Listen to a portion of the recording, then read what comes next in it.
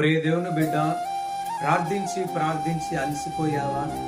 నీ బాధలు, నీ కష్టాలు, నీ వేదనలు, నీ శోధనలు, నీ భారాలు ఎవరికి చెప్పుకోవాలో అర్థం కాక ఒంటరిగా ఏడుస్తున్నావా? ఎదుగో నా ప్రభు నీ కోసం ఎదురు చూస్తున్నాడు. నువ్వు గాని ఆయనకు చెప్తే, నీ సమస్యలు, నీ బాధలు, నీ భారాలు ఆయనకు చెప్తే, నువ్వు ప్రార్థన చేస్తే, నువ్వు ప్రార్థనలో ఉంటే నీ ప్రార్థనకు విజయాన్ని దేవుడు అనుగ్రహించబోతున్నాడు. బైబిల్ గ్రంథంలో ఇదిగో గుడ్డి భరతమాయన ఒక వ్యక్తి ఉన్నాడు.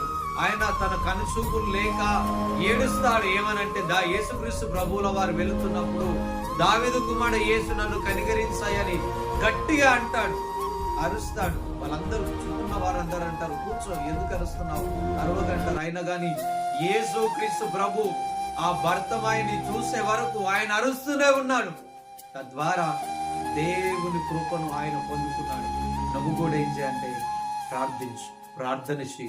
దేవా, నువ్వు మాత్రమే దిక్కు, నువ్వు కనికరించే దేవుడు నువ్వు మాత్రమే కనికరించే దేవుడవయ్యా, నువ్వు కనికరించయ్యా.